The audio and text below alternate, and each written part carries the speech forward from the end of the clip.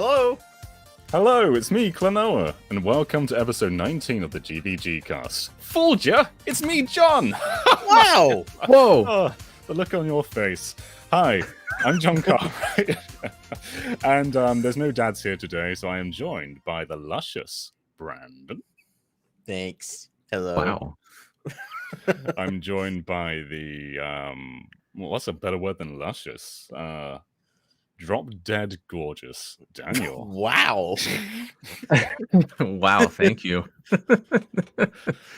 How are you guys doing? Are you enjoying summer? It's really, really hot today. You can probably see by my shiny face. I wish I could enjoy summer, but like you said, it's just boiling outside all the time.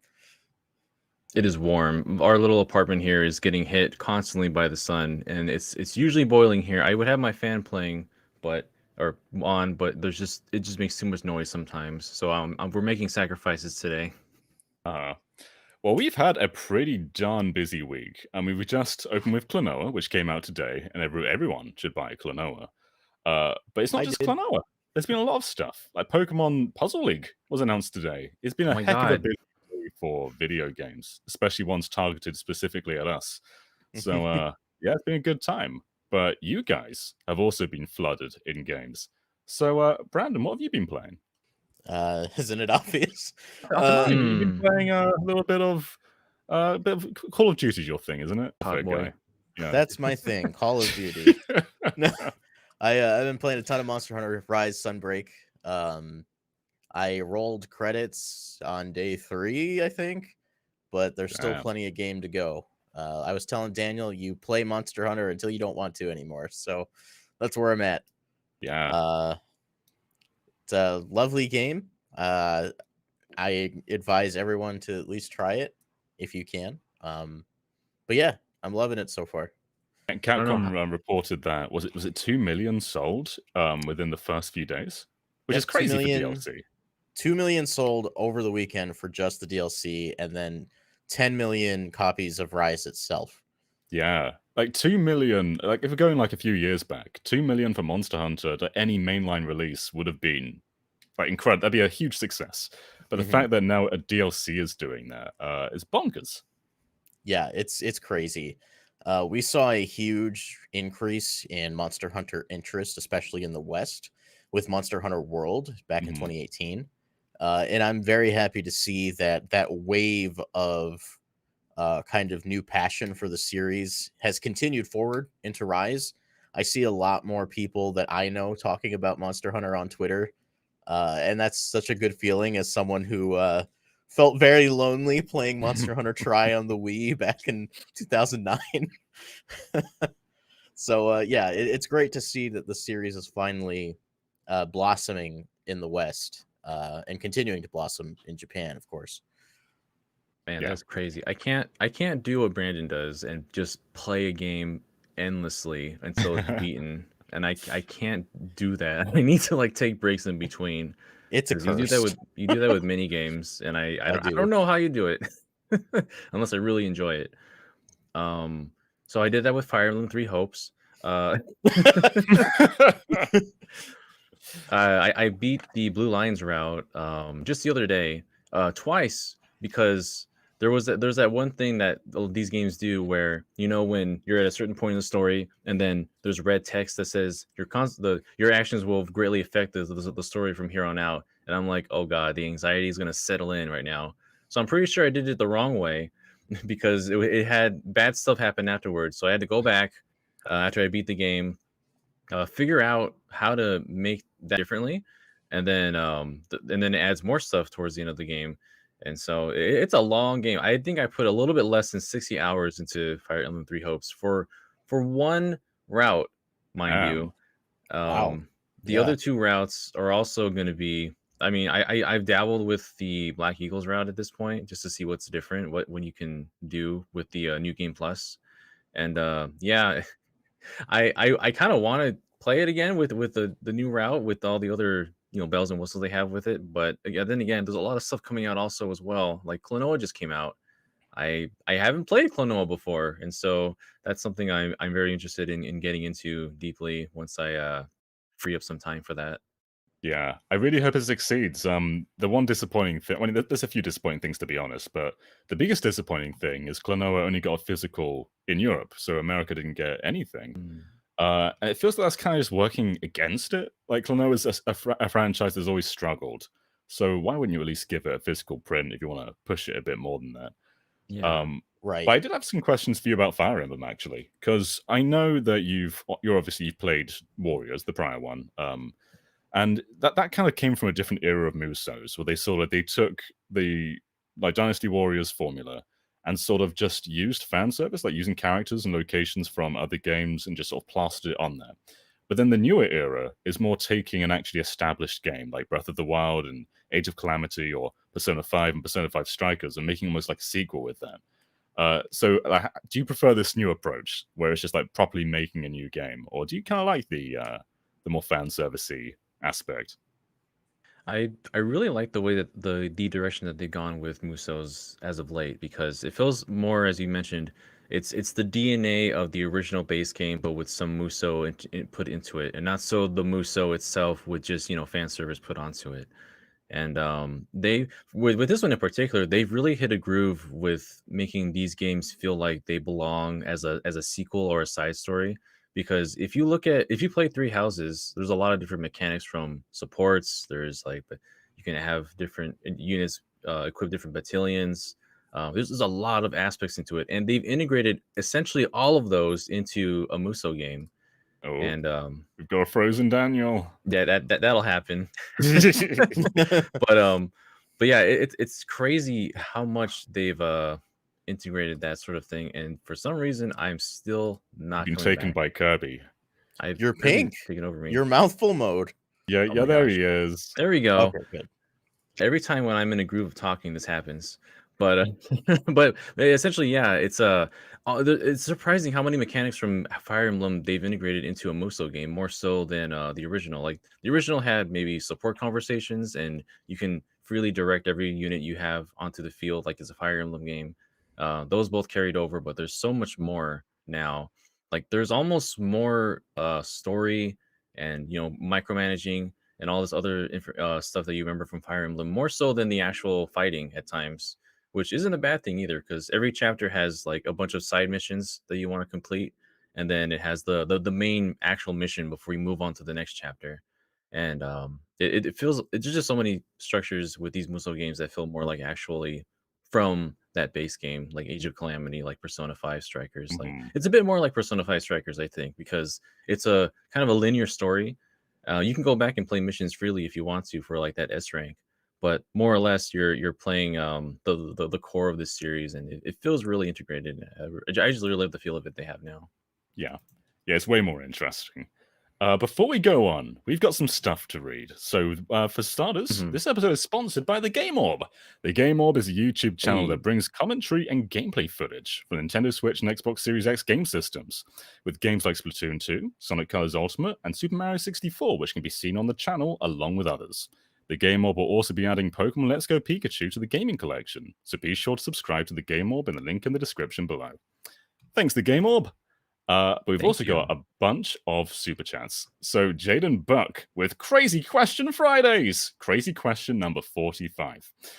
When you have leftover milk from a bowl of cereal, do you drink it from the bowl or do you pour it into a cup and then drink it?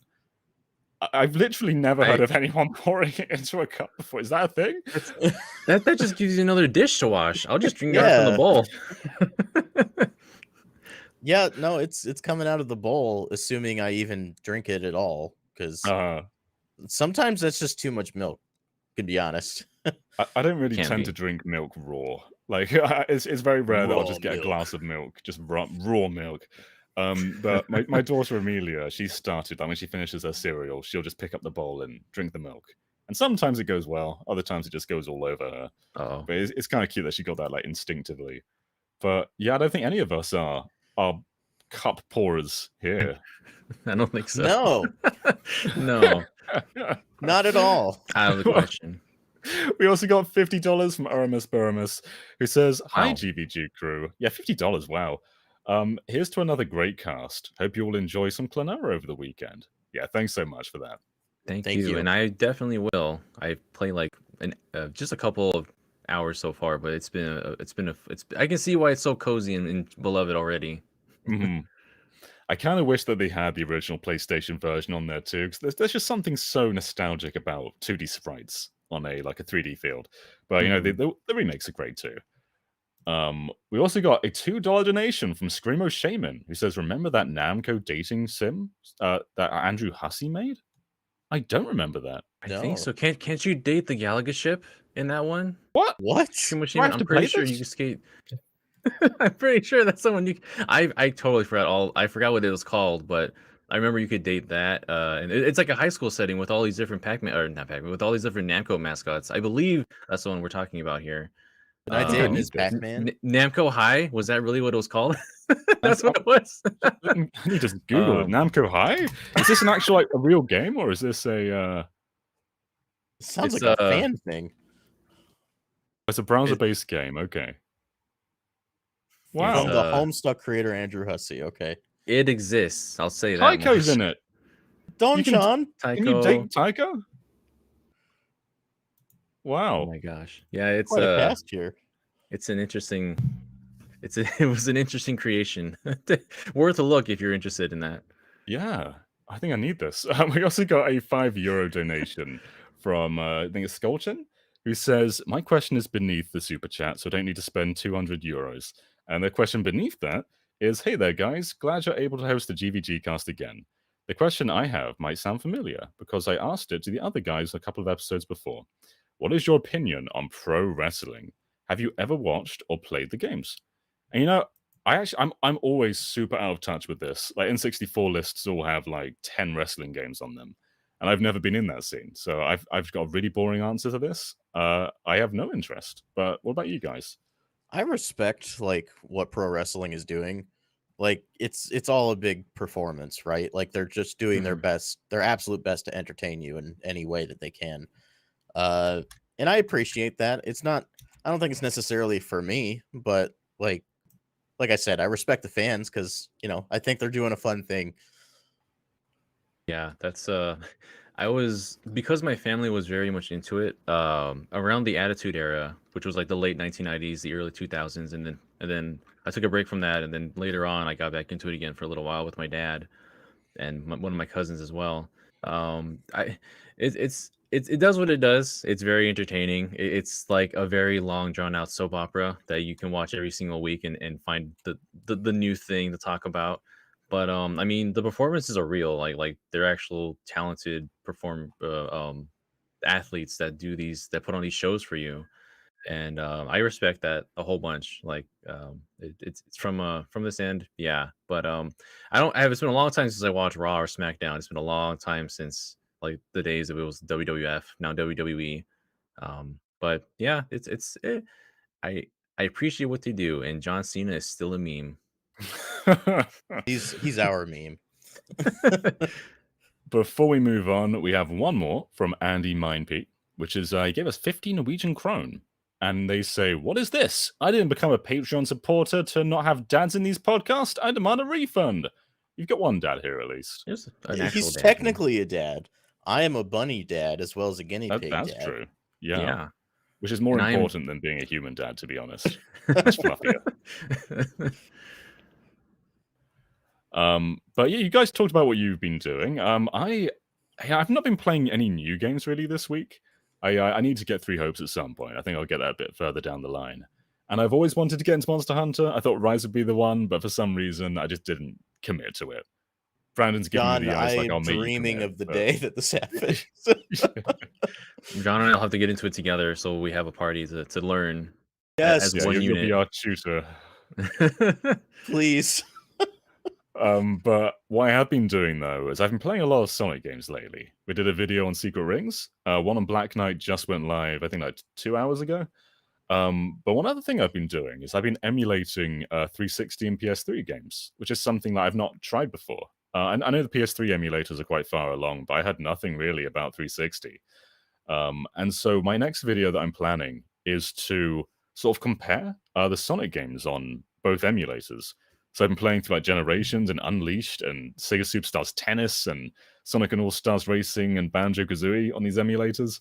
And they're good.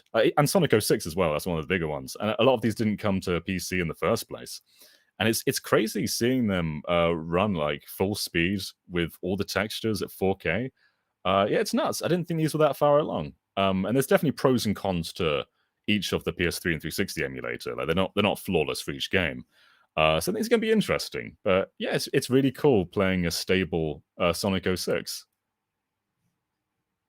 Yeah, I've seen the images you put out, and those are impressive. Like the way that we can just unlock these performance rates and all that to make them run the way they are almost meant to be, and to see what they're capable of. So it's really cool to look into those.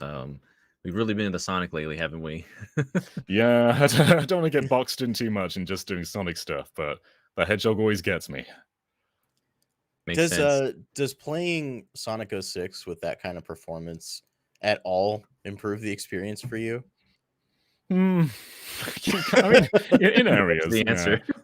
The PlayStation 3 emulator, for some reason, doesn't change load times at all. So on that, it still takes forever to load. But on 360, it does. So load screens are like 2 seconds long. And I think that goes a long way to changing the flow.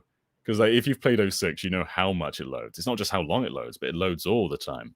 Like you'll talk to an NPC and it will load, and then they'll give you one line of dialogue and it will load again. And we're talking like 30-second load screens each time. So there's a lot of downtime in that game. And yeah, it definitely flows better.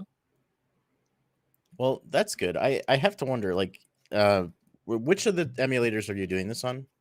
So it's Xenia, which is the 360 emulator. Okay. And the PC one, I believe, is PCS3 or something like that. Let me get the actual name for that. So this it's RPCS3. Gotcha. Does the one for Xbox have any kind of mod support? Moderately. So people have made some like custom modders for specific games. So Unleashed doesn't run very well on Xenia, but there is a mod that basically patches a bunch of the elements so it does run well. So I've not actually found like any proper mods, but support mods there are. Yeah. Oh, there is one suggestion here in the chat. The Project 06 fan mod does wonders to make the game decently playable.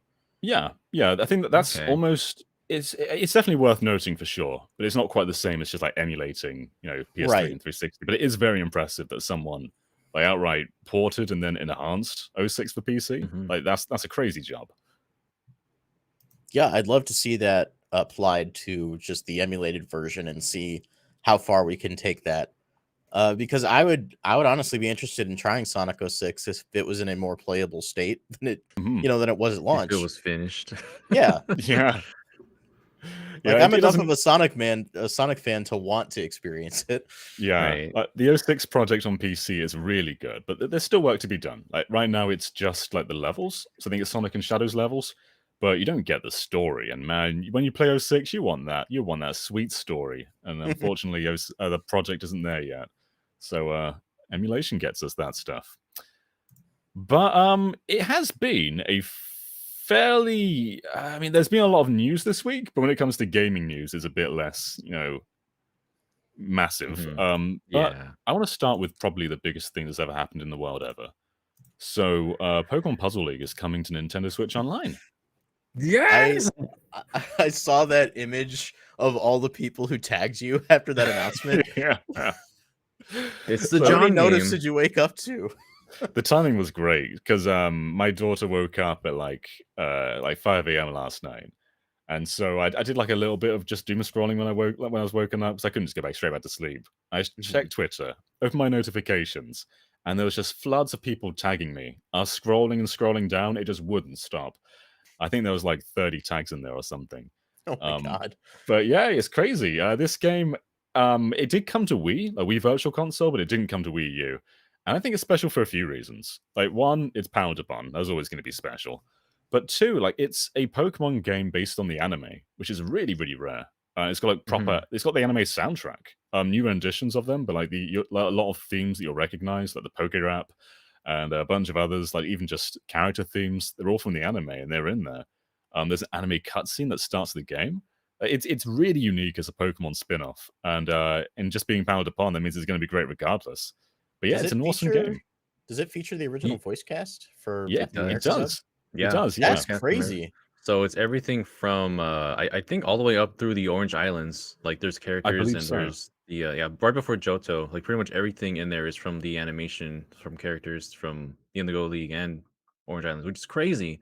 And it it's such a it's such a nice thing to see this come back because I spent so much time with the original on the N64, which I still have. It's just hanging over there right now, and yeah, it's like it has animation that you only see in this game, like the intro, and since there's some scenes inside that are just only animations you'll see within this game itself, and it's so good.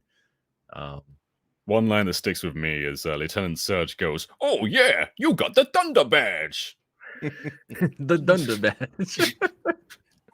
Oh my gosh. But it's a really good I- game, though. I think making contextualizing Puzzle League as in as being a league within Pokemon is just kind of genius in itself. But it's got this great progression to it, and it ends with. Should I spoil this? I probably shouldn't spoil this, but there's a good ending. It's what you'd expect, I think. I haven't has played a it really before, so it has a really good final boss, and the Yeah. theme is Oh, the is theme's sexy. amazing. Yeah, It is I the can only best guess theme. what the final boss is. So I mean, you probably have guessed it. okay, But, that's cool though. yeah. There's also a No. cool mechanic where, it doesn't really pay much. It doesn't make much difference to the gameplay, but you can choose your trainer and then choose their Pokemon as well. And it's not like the Pokemon makes much of a difference, but you can be Team Rock, you can be Jesse and send out Ekans, or you can send out Coffin. It doesn't make any difference, but it's cool that it's like a Pokemon fight. Yeah, the only thing that it makes difference is what voice you'll hear when you make Yeah. a 4 or more when you start to break down the garbage blocks, which is it's really funny. And there's like a mission mode that also is in there too, and just cool things you don't see anywhere else, like the full 3D cylindrical board, which I don't think that's in Yeah. any other game, is it? It's I guess not really. So in Japan they didn't get this game. They were meant to get Pound Upon 64. Because I think there, Pound Upon's the core series, of course. And I think here they were like, we can't have fairies, let's give them Yoshis and Pokemon. But Pound Upon 64 didn't release. But I think 2 years ago, the prototype leaked.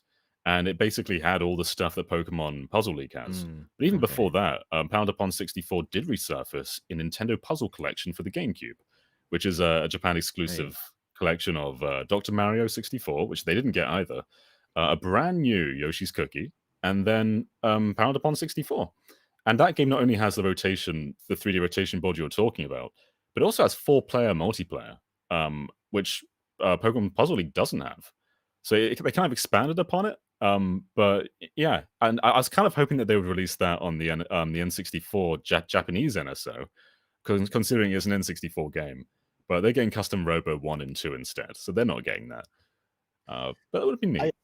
I find it a little interesting that a game that prominently features Japanese-made animation didn't release in Japan. Was this commissioned by 4Kids? Like, who made this happen?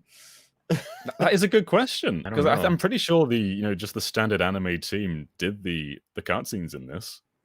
Because Yeah, I know, they definitely did. the original Yu-Gi-Oh movie that came out in U.S. theaters was a collaborative project between 4Kids and the Japanese studios. Like, 4Kids made it happen, so like they were willing to go to certain lengths to make their own kind of editions of the media that they dubbed here. And I just have to wonder if that was part of the process. Yeah, maybe. But I really hope people try this game, because I know Pound Upon came to Super Nintendo Online. I think being Japanese intimidated people, but I've definitely seen a few tweets like, how am I meant to navigate this thing? And I guess it's not clear if you've never played it. But here you go, a proper English Pound Upon. So hopefully people play it, because I think it's one of the best games on the entire system. Yeah. Before we move on, yeah. go ahead, Daniel. I'm just gonna say real quick, I can't wait for us to do multiplayer with that. So have online Puzzle League action. Can't wait for it. I'll strike you a deal. I'll teach you how to play Monster Hunter if you teach me how to play Puzzle League, because I'm doo-doo at puzzle games. We're gonna have a big old training session one of these weekends. I was gonna ask, like, we didn't know that this game was on the list of N64 games that were coming Right. because we have expended the list that they initially gave us. So this kind of came as a surprise to me. Do you have any predictions as to what next month's N64 game will be? It's funny that we didn't have this on our list, but Japan had Custom Robo on their list. So like they've only just exhausted theirs, and we've exhausted ours last time. But yeah, so I wonder if they're going to like do the next wave like in bulk now that Japan's got their game, because maybe they're just waiting for like the worldwide catch up. But it's still like what are we going to get next? That is an interesting question. If I had to put my money on it, I'll probably say Diddy Kong Racing, because that's an exciting one. Because we've got Banjo, and if we're going to get Banjo, you'd think getting a game with a Nintendo IP in would make way more. You think that'd be way easier than getting Banjo. So I reckon that's on the way. I would lose my mind if that happens. Diddy Kong Racing is my favorite racing game ever made. Oh yeah, it's better than Mario Kart 64. Mario Kart 64 is a great game, but it's a bit hard to go back to these days. I think battle mode holds up really well, but Diddy Kong's always been better. God, please. Diddy Kong Racing had different modes of transportation with vehicles before Mario Kart 8 did it. So yeah, it had an adventure mode with boss fights. That's so cool. Yeah, that was the very first game we did on Good Vibes Arcade on here, and that was one of my first times going through the entire game itself with Brandon with that 2-player mode, and that was really cool. We don't get that in any other title around here, and so I hope we see that again in a maybe we can go back to it, Brandon, and if it ever comes out on NSO. I'd play it again. The lag killed me in that. I'm gonna blame the lag. But as far as like titles we want to see next, it's weird. I feel like if we had gotten an actual like core Nintendo Direct, I feel like they would have announced the next bulk of games coming out like within that announcement, with those announcements. But I mean, they can just as easily tweet it out and be like, everyone will get excited. And either way, I mean, Puzzle League happened. Everyone's very hyped up for that to happen. So as far as what might come next, I want to see Bomberman 64. That was a really fun game for me, as far as like single player mode, and also multiplayer was just absolute chaos back then. And if it's not that, I hope, as you mentioned, more rare games. I hope we get Banjo-Tooie at some point, because that's I like that more than Kazooie, and I don't think that's a very popular opinion or a very I guess widespread opinion. And so I hope we see that up sometime soon. It's cool seeing someone who likes Tooie. I'm not much of a Tooie fan, but it's this is the kind of game that always gets berated by Kazooie fans. Like, oh, Tooie, that's the bad one. But it's nice having a different assortment of opinions. It left a rough impression on me the first time I tried it, but I never got to try it like on an actual N64 or through proper emulation. So I'm excited to hopefully try it in a more official capacity, because I do want to play it. Yeah, I just thought it was really cool for what it did. I know it's large, and the problem is traversal, but honestly, putting the cheat in so that Banjo moves twice as fast helps so much, because then you're not moving around. Yeah, the Super Banjo cheat. I don't think, but if you put it in, you double Banjo's speed, and also on Kazooie, so you just go zooming throughout the world, and that made traversal through these huge worlds much more viable, honestly. Damn, I didn't know about that. I wasn't going to mention this because it doesn't really fall in the realm of good vibes, and it's also partially not video game related, but partially is. So Ed Moa says, have you seen Hideo Kojima and the ex-Japanese prime minister thing? So obviously he got shot down, and media for some reason are latching onto the killer as being Hideo Kojima. So what? The gunman is Asian. And some Western media have somehow looked at this Asian man and have said that is Hideo Kojima, which feels incredibly racist. Because he doesn't look like Kojima, but a lot of print media have been saying it's Kojima, which is bizarre. Yikes! Yeah, That's frustrating. It's not just put out. It's not Kojima. Not, but no. The accusation is pretty bad. Yeah. Before we move on, though, we did get a $5 super chat from Vidran, who says, we'll get Banjo-Tooie, but it'll still have the choppy frame rate. I love Banjo-Tooie, though. Goemon would be my pick. Goemon would be an amazing pick. That'd be great. Yeah. I'll take my choppy frame rate and still have a good time. Thank you very much. To keep things flowing well, we've got Adam saying that we keep cutting out. Is that happening for anyone else, or is it just on Adam's end? I'm trying to look and see what's happening. Okay, so I've not seen anyone else say that. But yeah, did you play the Xbox version of Tui, Daniel? I did not actually. I haven't played. I don't have an Xbox, or I've never really Right. owned an Xbox, and so I've never been able to play those versions. But those run better, don't they? At the very Yeah. least, because I think they're yeah. either locked at 30 or they've. I don't think it's 60. I think they've locked them at 30. But you also get full camera like rotation too. So Yeah, yeah. that was a big thing because back then you only have like incremental movement with the C buttons back then for most games that were on pretty much all games that were on the N64. So little tweaks like that would be greatly appreciated if they put it on an NSO, but they probably won't. All right, looks like we're doing okay. Cool.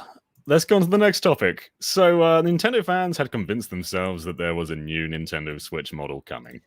And the big reason for this is Nintendo delisted an old OLED trailer. And people thought that was a pattern, that they would be announcing a new system. And, they were somewhat right, because Nintendo announced the Splatoon Limited Edition Nintendo Switch OLED and a Splatoon Nintendo Switch Pro controller. So there's the Pro that you wanted. I just thought this was kind of funny.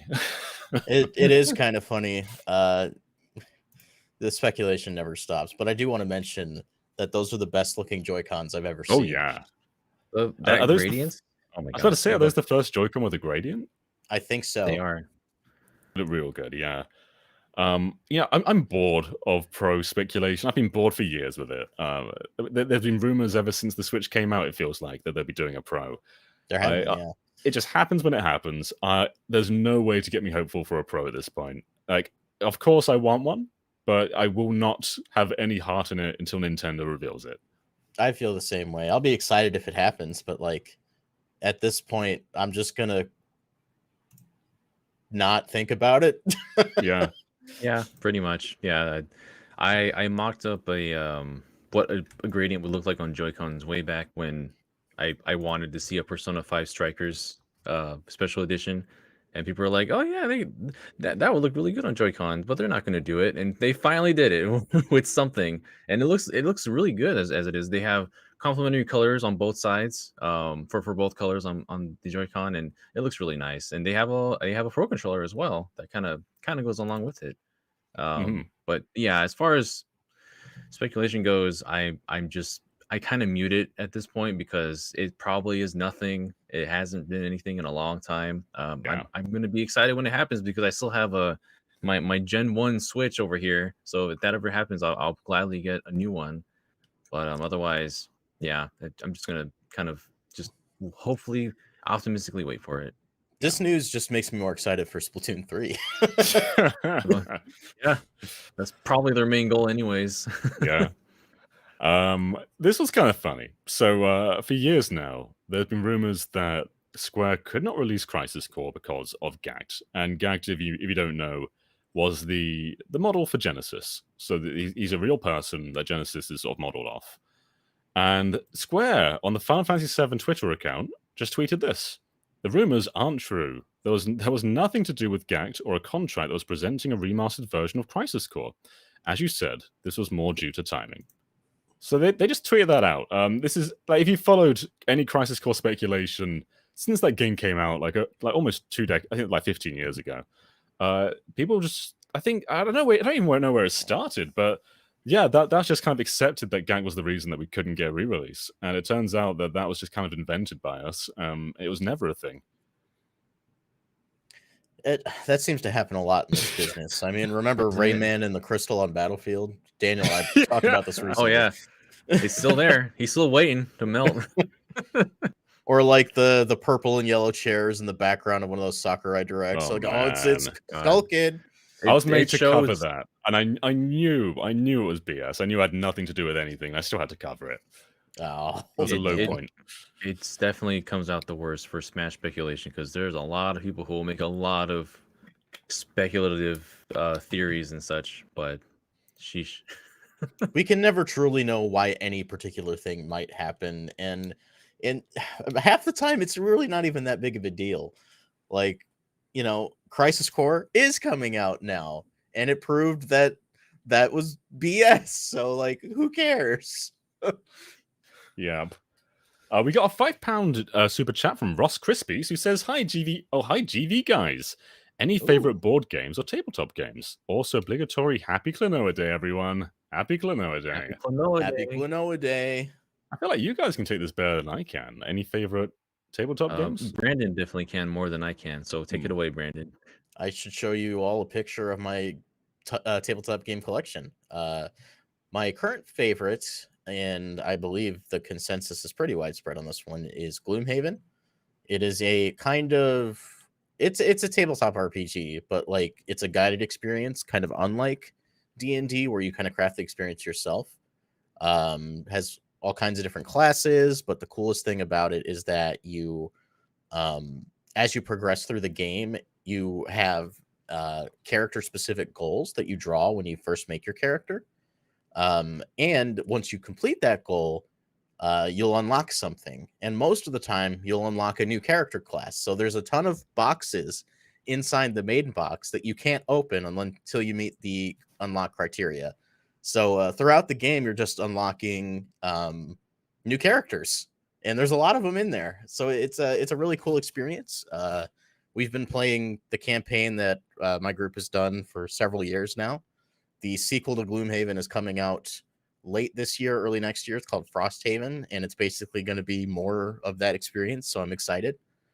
In addition to that, I would say the game that got me into tabletop gaming is One Night Ultimate Werewolf, which is it's a social deduction game.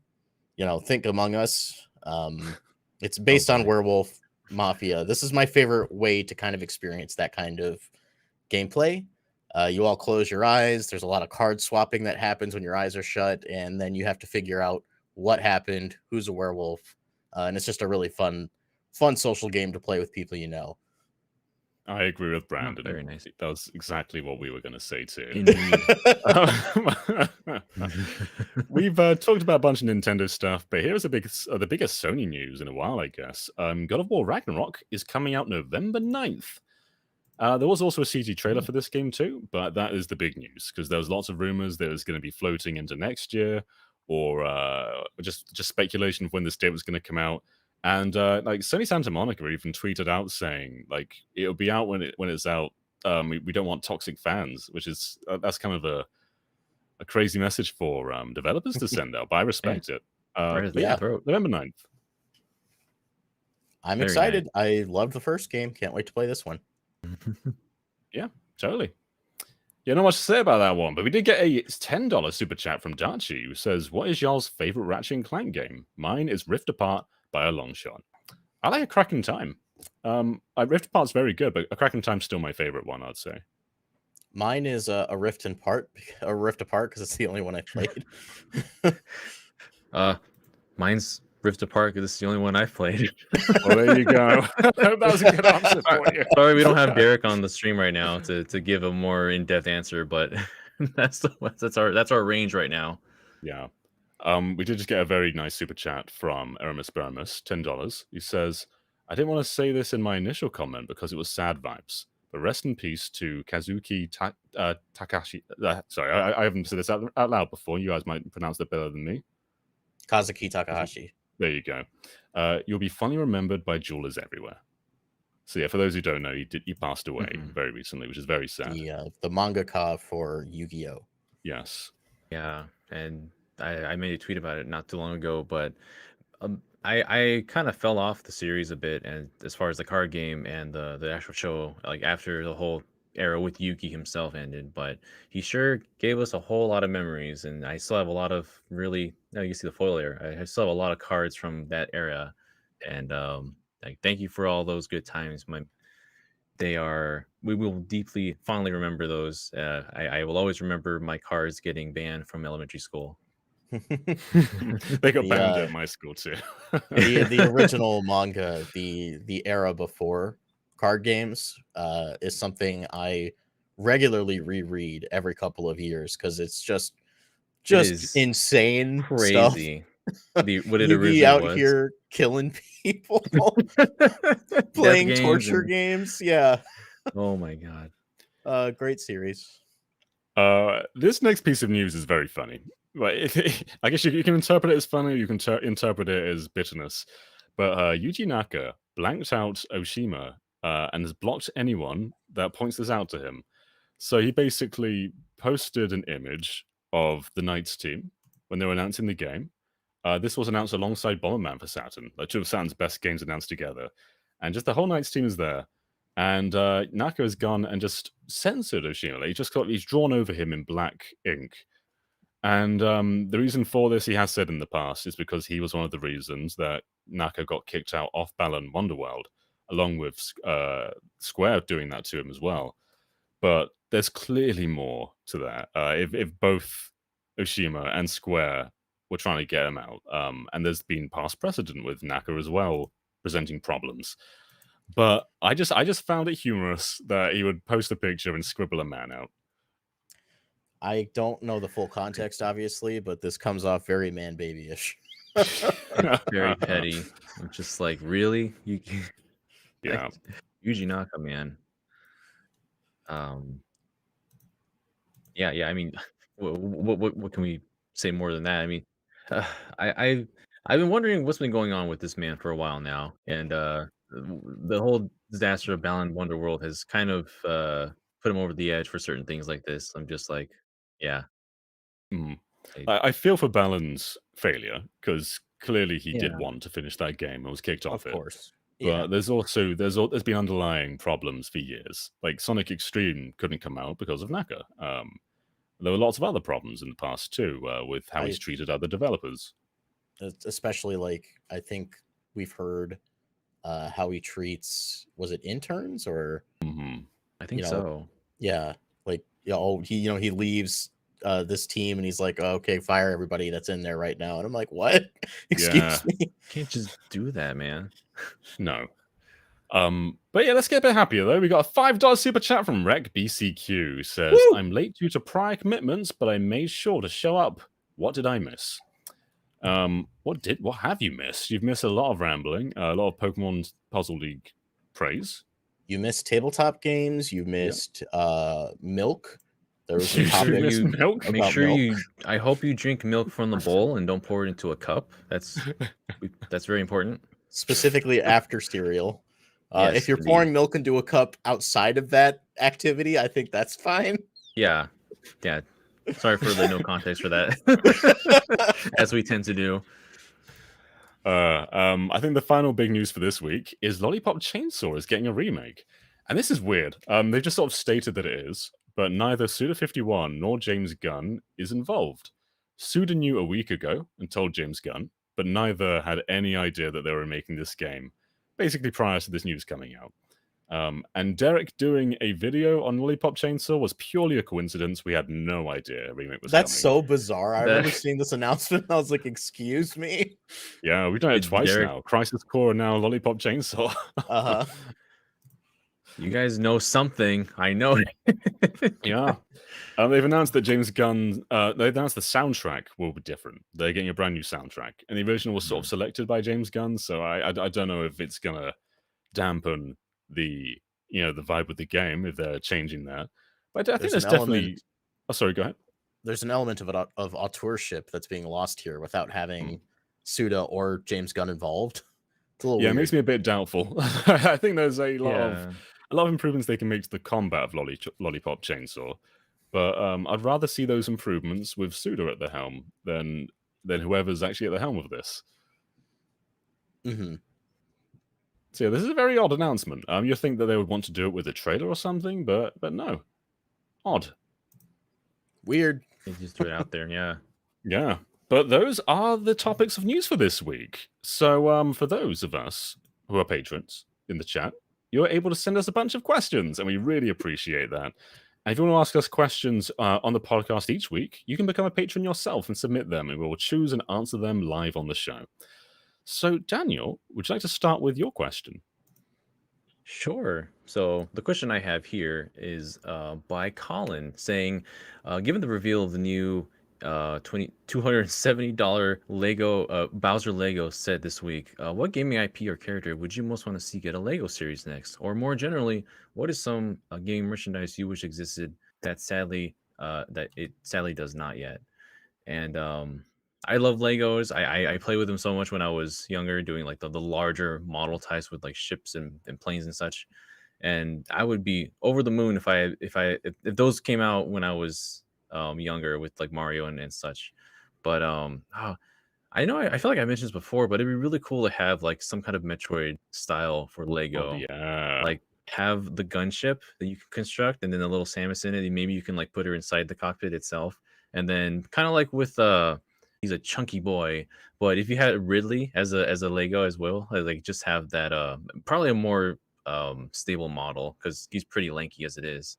But that'd be really cool to have and just do different scenarios in Metroid, from like whether you're on planet Zebes, however you pronounce that, or like more recent titles like, oh god, with Dread. That'd be really cool to have that as well.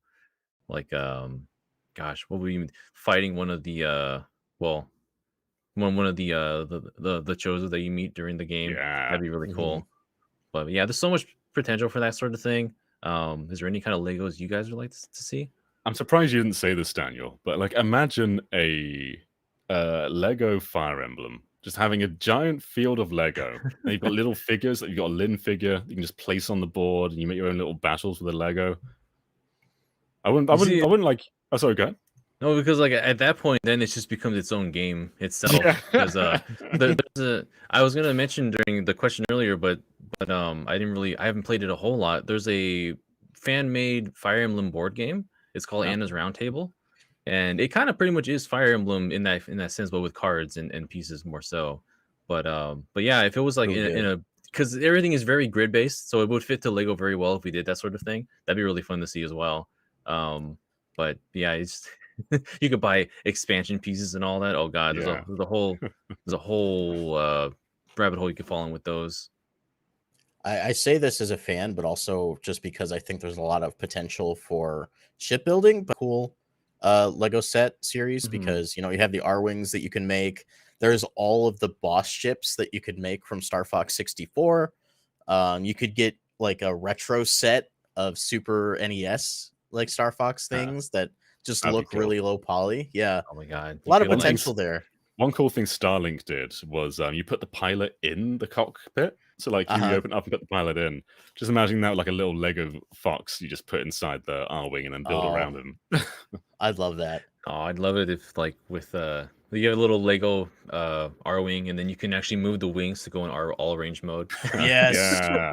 That'd be great. This is a series that I felt always would lend itself really well to toys. To speak to the other half of this question, it's like, you can't go out and buy an R-Wing unless it's Starlink. Starlink was the first like toy R-Wing I think that was ever made. And that's a shame, because if I had these as a kid, I would have played with them a ton. So yeah, I would like it to either become a Lego set or just, a series of toys I could buy. Yeah, that's partially why I admire Amiibo so much, because it allows just these dormant IP to just get merchandise. Like, how often do we get Mother merchandise in the West? Like, of course, Japan gets it, but when do we get Ness and Lucas figures here? Like, never. It's so cool to get. Yeah, little Metroid, little squishy boy. Little squishy. Yeah, I love this one. My favorites. But yeah, you won't see a toy of a Metroid very often out there unless you have like Amiibo's given us so much of what we would never have, as you mentioned, Mother as well, and Brandon's customized Amiibo over there allows me to do stuff like this. I'll take the next question. We'll end on Brandon, but Moon Knight says, do you think game companies should handle their own social media, or should get an external company for that? Given what EA and others have shown, it's a mixed bag, and it's backfired on both sides. So yeah, for those who don't know, EA had a questionable tweet where they said, like, she's a 10, but she only plays single-player games, which I think was meant to be interpreted as, that means she doesn't play games with you? But instead it just sounds like, we don't like single-player games, which you don't want to be telling to your audience, especially when EA's best games are single player, like Dead Space and Mirror's Edge and Dragon Age, and like some games that they're making right now, like Jedi Fallen Order. Like, why? It just seemed like a really strange tweet that they should have known would have backfired. This is kind of an interesting question, especially for Daniel and I, who have spent, Sure. a very large amount of time in the past year working on gaming social media, as a job. And just in general, like the brands we have worked with, usually the people on those teams know what their brand is and what they want the brand to say, but oftentimes they don't have the people who are there to express that in intelligent copy or creative copy, and then have people on the other end of that who can creatively visualize what that looks like and turn it into a social media post. It's a lot more complicated than it looks on the outside. There's a lot of planning that goes into that. Yeah, for a successful, well, in some cases, for a franchise that like what we were working for a successful kind of branch of social media, like posting it to Twitter and such, it's just a bit more responsible to go through more hands, to go through more people to look through it. This one clearly did not have enough people looking through EA's Twitter to note that this is probably not a thing you want to send out. Of course, this was just like one tweet, and what we work with is like actual like branding and imagery and all that sort of thing. So we have a lot of people working through it, but it just feels it's a longer process, but it does feel more responsible to have somebody outside working with also somebody that is with the company. So make sure that this is how you want to properly project and promote your branding. And these are the kinds of conversations we would have, because there are often times we would be talking about delicate things, and we have to approach those in a delicate way. So we would very often have conversations about the optics of how a post might come out, like, because we know what our intent is, and we do not want to have that message be misread or read in a way that doesn't fit our core values, that kind of thing, because it does happen. I wouldn't be surprised if this was just something that slipped through the cracks. We don't know for sure. But we're always trying to prevent that, for sure. It is interesting how socials can shape how you view a company. Obviously, the product is that's kind of what you value at the end of the day. But like, if you think 10 years ago, or even 5 years ago, maybe, Xbox were just kind of like they were the Gamer Bro guys, like they're the Call of Duty guys, the Mountain Dew guys, and now they've become the wholesome one. And it's strange how like the mega corporation Microsoft has become the most human of all the companies in at least in the first party business. And I somewhat feel like that they've kind of dwindled that a little bit lately, like almost going too far with it. Because there's a period where I guess because social media is run by so many different people, and you can tell that they've changed their social media manager recently. But like they used to have really clever and wholesome messages, and now it kind of feels like they're almost going a bit too much with it. Like one of them was something like gamer dating tips was one of their recent tweets, and it almost didn't feel relevant anymore. But in the past, they would be clever with how they did it. But it is interesting how Microsoft has like shifted their entire personality. That then they're no longer the shooty guys. They're more the down to earth company. Which that's I wouldn't have seen that ever happening 5 years ago. That had to have been months of planning a new voice for the company, and then rolling it out either internally or with a separate team. But that's how we do it. Like we've worked on things where we haven't had any posts go out because we've spent a long time constructing what our voice is going to be, and that needs to be consistent, so that people can associate the account in a particular way, like like with Xbox being wholesome. It's a difficult thing to pull off, but it is interesting to work on that side of the process. Yeah, for sure. So, in your opinion, would you? I guess it differs from company to company, but would you rather they handle it themselves or hire people who are like trained in socials to do it? I think there is value in having people who are trained in social be involved, but I do think you also want people with social training on the internal team as well, because I feel like the people who are on the inside are going to have way more insight and much more of an idea of what the voice should be. And then the people on the outside can use outside perspective to kind of help guide the direction that that voice takes. Yeah. Before we move on to... Oh, sorry, go ahead, Brandon, before we move on. That was Daniel. Okay. Oh, sorry. Oh, no, it's just saying that, yeah, basically what Brandon was saying, it's a whole process that you need to carefully, like, it's a lot more meticulous than people think as far as accurately portraying a brand. And sometimes, you need to have those layers of consideration. And then other times it comes off very naturally. Like there's some social media that I find very endearing and comical, like the Sonic the Hedgehog Twitter or the Fall Guys Twitter. They handle like their own social media very comically, and that's what we know it for. And there's others that just are a little bit more tone deaf that we've experienced. But yeah, overall it's a long process, and you just got to be careful with it. Yeah, that's all. We've got 2 super chats and also a birthday shout out. It is Bolt Mouse X's birthday. Happy birthday! Hey, happy birthday! Happy early birthday! Oh, this Monday is my birthday. Well, yeah, we're early, but happy early birthday.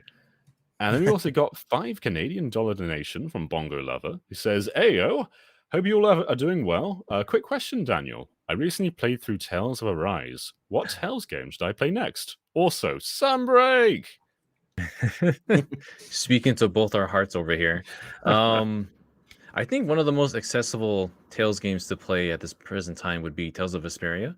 That came from a very, very well-beloved era of Tales games. Like there was a trinity of very well-made Tales of Symphonia, which was the first one that actually came out overseas, and then Tales of the Abyss, and then Tales of Vesperia, all made by mostly the same core team. But Vesperia is the only one that's available like on Switch. If you have access to Steam, Symphonia is also a really good entry point. It was many of our entry points as far as Tales games go. But yeah, either one of those two are really good entry points into Tales games. Awesome. And we also got Rec BCQ, who's also back with $5 donation, who says, "Just had the idea of a GVG game jam. Here, guys, take the idea for free. Thank you. We will take it." Yeah. It's a good suggestion. Brandon, you have one question left. What is your question? So mine comes from Nova the Artist. It says, "Since TMT Shredder's Revenge released recently, I thought of this question. What is an IP that you would love to see as a brawler beat 'em up the most?" I've been thinking about this for a while, and the more I thought about it, the more I drifted away from gaming IPs that already exist, and I started thinking about anime. And I don't think there's a better anime to go with than something like Dragon Ball, which has had one beat 'em up before that I can think of on Game Boy Advance. It was Dragon Ball GT Transformation. And there's also Dragon Ball Adventure, but those are a little more I hate to call them beat 'em ups. They're more side-scrolly adventure-y than they are beat 'em ups. I'd like to see more of a classic TMNT style beat 'em up with the characters from Dragon Ball, just tons of Cybermen and Frieza soldiers and Cell Juniors and all those other things that you can do. There's just so many like attacks and characters you can pull from. I think you could just make a really fun experience out of that. I've got a dumb one. A Pikmin beat 'em up where you play as Pikmin. And I want one picturing is you've got like 90 lives. So, like you've got 90 Pikmin. And they die so easily. Like one hit will kill them. And like some enemies are made out of water. So if you're playing as the water Pikmin, you can punch them. But if you're playing as the fire Pikmin, then they're just going to kill you. So, and that's Pikmin 4. Oh, so that's what they've been making for the last like decade. Yeah. Oh man. Well, while we're here, Rec BCQ's $5 donation is relating to this. I had an idea for a long time of a Bowser-centric beat 'em up where he tries conquering other kingdoms. That sounds really fun. You would be Bowser and the other Koopalings and Bowser Jr. as well. I can see conquering other video game kingdoms, like conquering Hyrule. That'd be fun. Star. Oh my god, that'd be amazing. As for an actual answer, man, I know this has come up before, but it'd be really fun if we had like a F-Zero beat 'em up with Captain Falcon. Just because he is so well known for his fist fighting now with thanks to Smash Brothers. That bring that into an actual context in which you would use that, and then have other characters like Samurai Goro, other well-known characters within the series also join you in the battle. That'd be really fun and just hilarious, I think. Lean into that superhero Sentai identity that Captain Falcon has now. Yeah, they were doing that with F-Zero GX and those cutscenes that they had, but they kind of just, you know, that fell off because the series been dormant for so long now, and as well as with the anime that happened as well. But yeah, who doesn't want to do a special super with the Falcon Punch that just covers the whole screen and obliterates enemies? Well, I think that's all the questions. I think we're all caught out on Super Chats too. So before we end up, I have a question for you. And Brandon, I want you to answer this first. Out of all the modern consoles that are currently on the market, which is the sexiest? Or which would you rather bang? Oh, PS5. You think about that. I mean, yeah, PS5's got that pop-up collar. You know, that's true. Are you picturing like the collar? You picturing all digital, or are you picturing disc drive version? You gotta do disc, because where else are you gonna put it in? Yeah, I was gonna say disc. That wasn't gonna be my reason, but you know what? Was it, Brandon? That. Was it not?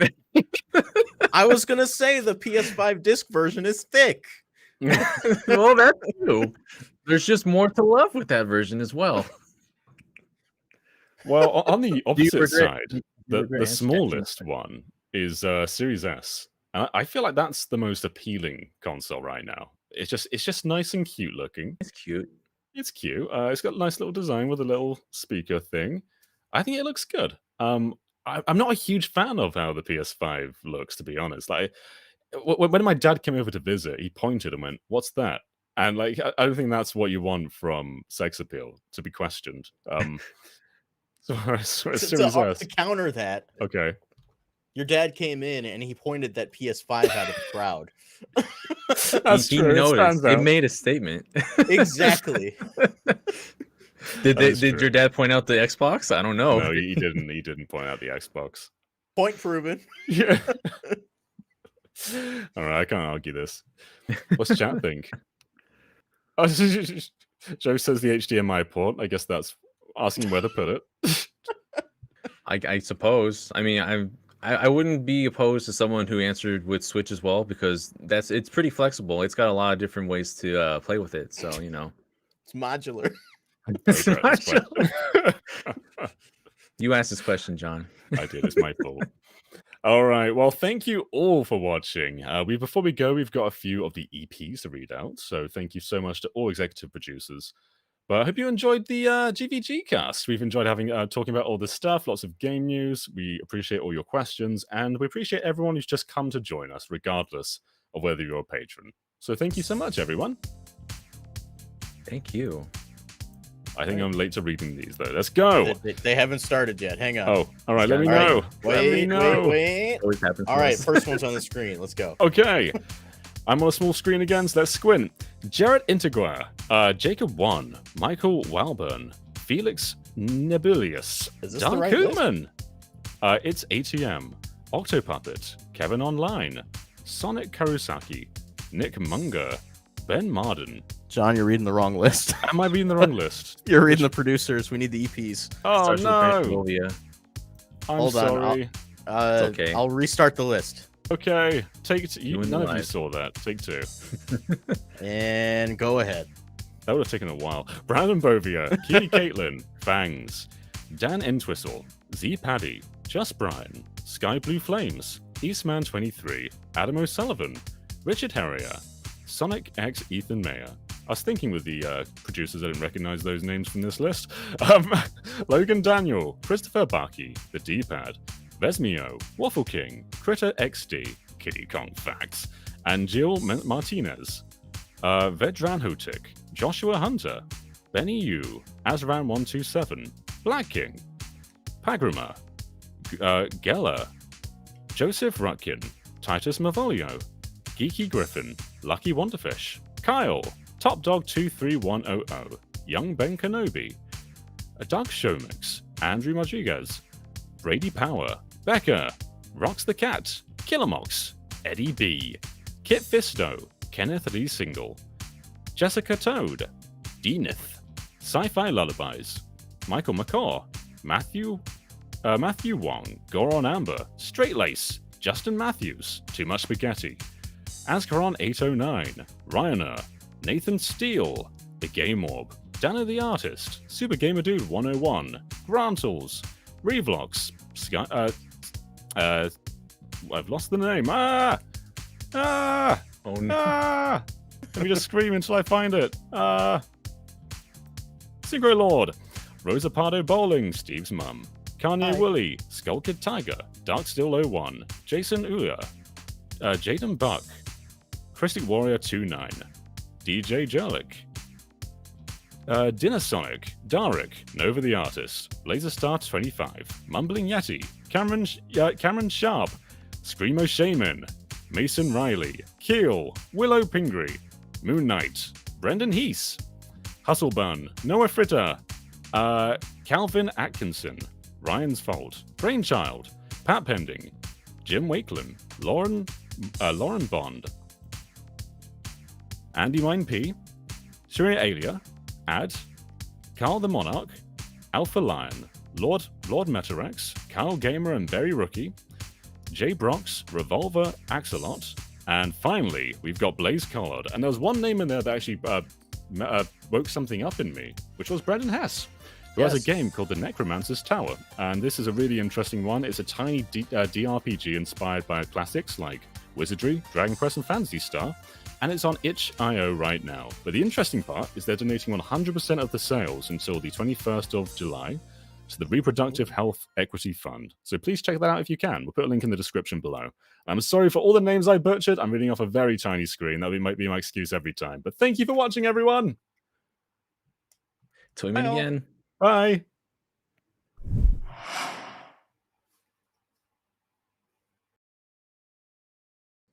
All right, and we are... Oh, hello, everybody. You can still hear me. Oh, hi. Well, we're leaving anyway. Bye. Bye.